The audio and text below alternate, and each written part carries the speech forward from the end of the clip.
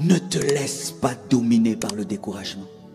Ne laisse pas le découragement influencer tes manières et ton caractère. Ne laisse pas le découragement s'emparer de toi au point de rater l'occasion de donner ta barque à Jésus. Ne laisse pas le découragement te remplir au point de devenir impoli. Ne laisse pas le découragement te remplir au point où tu refuses de donner la barque à celui qui a créé la barque, parce que la barque a été faite par Dieu, parce que sans le bois, il est impossible d'avoir la barque. Donc Jésus a demandé sa barque. Tu ne peux savoir quand est-ce que Dieu a décidé de changer ta vie et les moyens par lesquels il va passer pour changer ta vie. C'est pourquoi, quelle que soit ta situation, ne perds pas courage. Continue à bien faire les choses. Si je n'ai pas bien péché, je veux bien recevoir. N'arrête jamais de faire ce que tu peux faire parce que rien n'a marché. Si je ne peux pas pécher, je peux bien donner. Regarde toujours dans ta vie ce qui peut agir lorsque rien n'agit. Jésus ne t'a pas demandé tes filets, il t'a demandé ta barque. Jésus ne t'a pas demandé le poisson, il t'a demandé ta barque. Même si tu n'as rien, tu as quelque chose, tu as toi. Chez moi, même si je n'ai pas l'argent, j'ai des mains, je vais les battre. Même si je n'ai pas l'argent, j'ai des pieds, je vais danser. Même si je n'ai pas d'argent, j'ai une bouche, je vais louer. Même si je n'ai pas d'argent, même si je n'ai pas d'argent, mais j'ai de la force, je vais servir Dieu. Même si tes filets ne sont pas remplis, mais tu as une barque vide. Et donne-moi la main.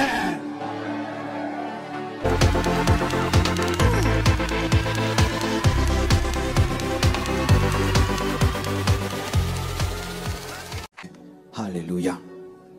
Simon a péché toute la nuit. Et il était fatigué. Il était découragé. Et la Bible nous dit qu'il a commencé à laver les filets. C'était pour clore le business du jour. C'est un échec.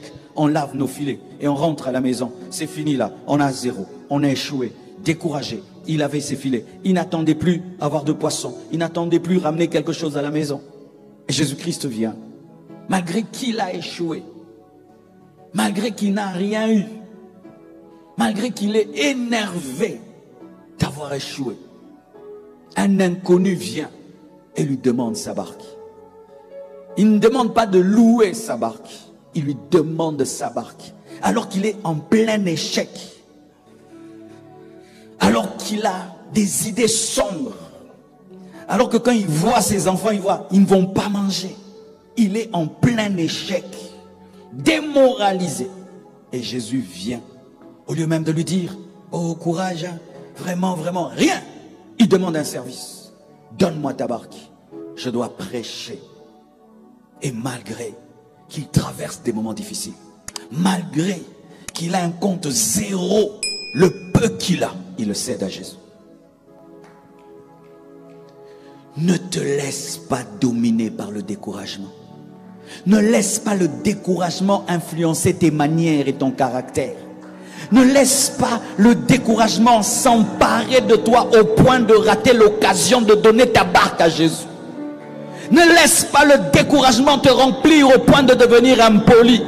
Ne laisse pas le découragement te remplir au point où tu refuses de donner la barque à celui qui a créé la barque, parce que la barque a été faite par Dieu, parce que sans le bois, il est impossible d'avoir la barque. Donc Jésus a demandé, quel que soit le découragement, reste-toi.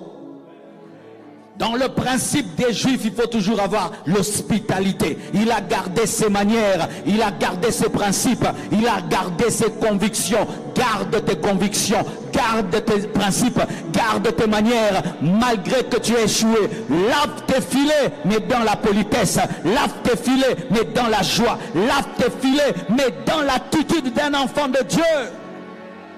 Alléluia!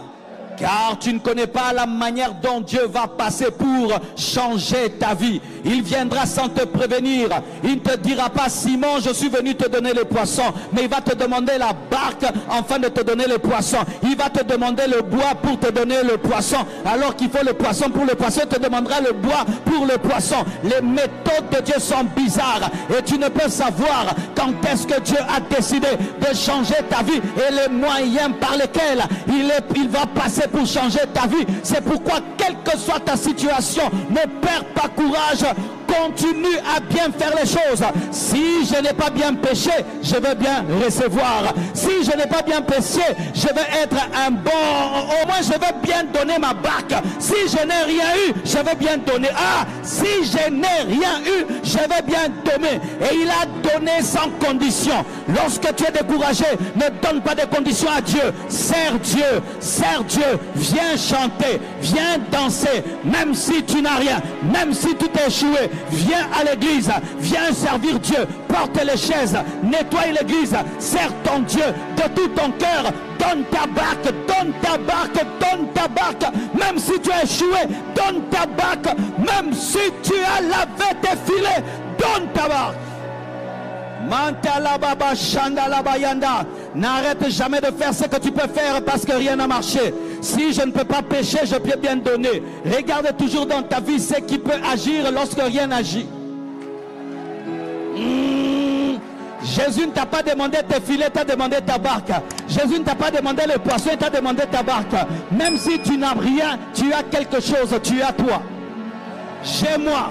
Même si je n'ai pas l'argent, j'ai des mains, je vais les battre. Même si je n'ai pas l'argent, j'ai des pieds, je vais danser. Même si je n'ai pas d'argent, j'ai une bouche, je vais louer. Même si je n'ai pas d'argent, même si je n'ai pas d'argent, mais j'ai de la force, je veux servir Dieu.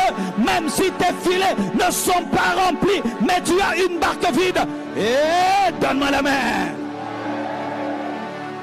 Et c'est la barque vide qui permet de prêcher, parce que c'est difficile de prêcher avec des poissons. Ce qui fait que Dieu permet que pendant un temps tu n'ailles pas pour que lui puisse avoir la place.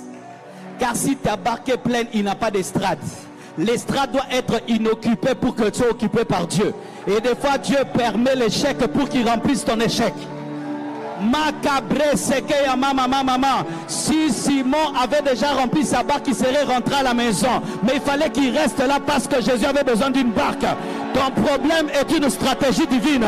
Ton problème c'est une stratégie divine. Ton problème c'est une stratégie divine.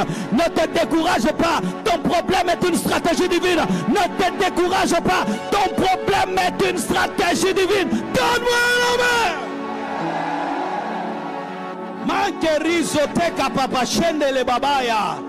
C'est pourquoi quand tu es découragé, ne maudis pas Dieu, n'insulte pas Dieu. Il est le maître de tes circonstances.